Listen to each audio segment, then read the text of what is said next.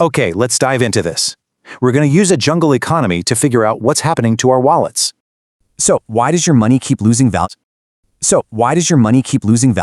Well, to answer that, we're taking a trip to the monkey economy. This brilliantly illustrates the baseline rule. A rare banana is super valuable, but a mountain of them, not so much. Now, what's really interesting about this slide is how extra monkey demand directly drives up the price of bananas. But what if the banana supply suddenly shrinks? You guessed it, they get rarer and way more expensive to buy. Let's move on and see how this builds. Increasingly expensive seeds directly force the farmer to hike up final prices. So the crucial point is this. Having a massive surplus of leaves just makes each individual leaf worth vastly less.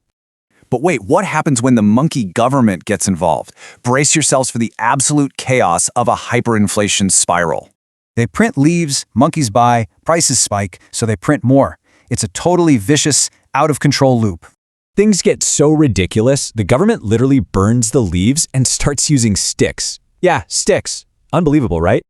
But hey, inflation isn't always terrible. Look here, if your leaf income rises too, your monkey mood stays perfectly happy. Because honestly, monkey is all of us. Let's step out of the jungle and look at your own personal finances. To survive the trap, you've got to invest your bananas. Make them multiply to outpace those relentlessly rising living costs.